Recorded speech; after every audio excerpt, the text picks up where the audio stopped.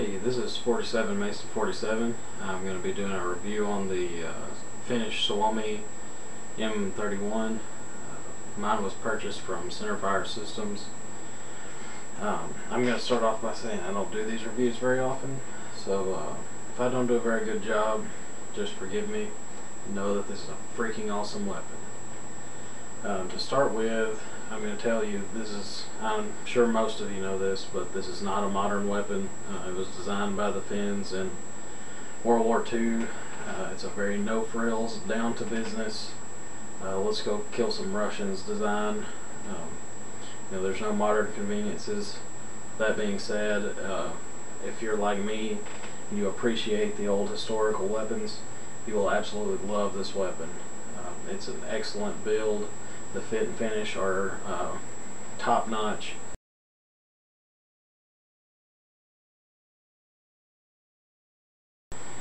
Alright, to start with, I'll show you what came in the package when I got mine from Centerfire.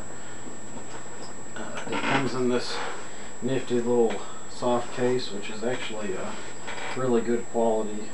When they mentioned it came in a case, I was kind of expecting, some little El Cheapo, probably tear up really quick type case. This is a Bulldog case. It has T and guns on the front of it. It's got this nice little pouch here. And inside this pouch, it came with one 36 round stick mag. This appears to be new production, though I'm not sure. I couldn't confirm that. So open this. I've already put the sling on mine, but that was also in this pouch. I'm not sure if this is installed correctly, but it works just fine. The actual weapon is fairly heavy, but as I mentioned before, the fit and finish of both the metal and the wood is absolutely excellent. The wood has a nice, there's no dings or scratches. The finish is nice. It's good and dark. The metal is all, the bluing is all the same. There's not any kind of little worn patches like sometimes you see in AK variants or other military surplus type items. When mine came, there was no Cosmoline or anything on it. I guess these are probably assembled in the US because of that. Something else that comes with the weapon is this manual. It's actually a fairly detailed manual. It includes everything from your standard firearm safety to disassembly and reassembly. Also how to load the drums. I don't have any drums for mine yet, but I definitely will be getting some. I should have 2 come in here by Friday.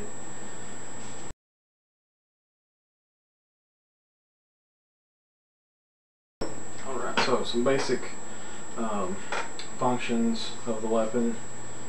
Loading the magazine is not, as I said before, this is an old weapon, very no frills. It has this simplistic, there's not really a magazine well, there's just an opening there so it can accept drums. Getting the magazines in on mine is a little bit of a pain. You kind of have to wiggle it around and then it'll lock in there nicely. And it's got the AK style little button that you push here, and then you just pull the magazine out. The safety is located here on the trigger. You push it down to be in the safe position, push it forward to be in fire.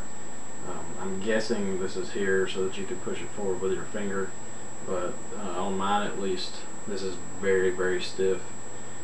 There's no way I could push this forward, so I kind of have to just stick my finger in here and give it a push to lock it into the fire position. This may loosen up a little bit as the weapon is fired more, or the safety gets used and the parts kind of made together a bit more. The action handle is back here. It's fairly inconvenient to get to. There's not really a good way to keep it shouldered and charge this, just because of the amount of pull that you have to use to get it all the way open. you have to take the safety off, actually get it all the way back. But the spring is a bit stiff, and at least I can't reliably pull this back, you know, and keep any decent point of aim. I find it easier to just take it down, probably against my leg, and pull it that way. Again, that may loosen up over time. The sights on this weapon, it has an adjustable, you know, this leaf style, I think that's what they call that, adjustable sight. It's marked, I'm guessing this is in meters from 1 to 5. That'd be in increments of 100. The front sight appears to be adjustable. It's got a kind of a little dovetail, sort of like the rear side of most pistols, and you should be able to tap this over. I haven't actually tried it. This particular weapon shoots a bit low and to the right, so I'll need to adjust this if it is indeed adjustable, but I haven't actually done that yet. This is the first day I've had this weapon for let's see, about 6 hours now. I've put a little over 50 rounds through it. So far I'm very pleased. It's heavy. It's, you know, mostly steel and wood. It's not particularly balanced. It tends to fall forward. That's kind of expected with these weapons that have the shroud on them. There is no last round hold open. You know, whenever you run a magazine out, it's just out. Either you can keep track of the ammo count in your head, or on the back of the magazine, it's incremented 14, 24, and 36. That helps, you know, if you pick up the magazine and you see that 24, you pretty much know there's 24 or more, but it doesn't have an exact round count, you know, say like a Glock magazine. I found it easier just to keep track of it in my head. I kind of count as I shoot anyway, just because I don't like to let it dry fire.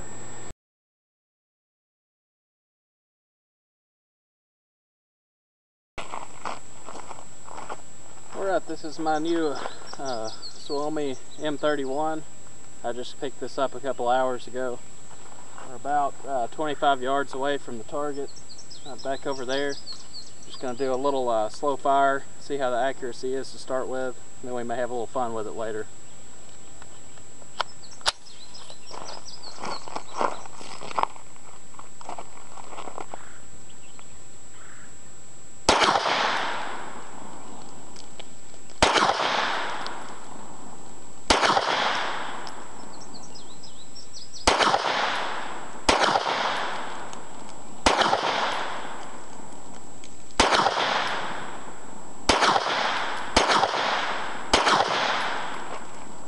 Yeah, the target turned around. Wasn't really what I was hoping for, but we'll see how it did.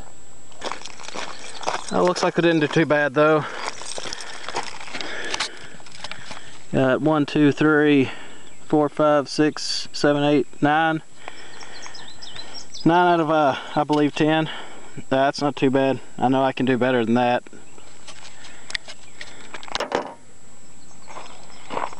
I'm going to try for a sitting position this time. Maybe that'll help keep it a little more in the middle.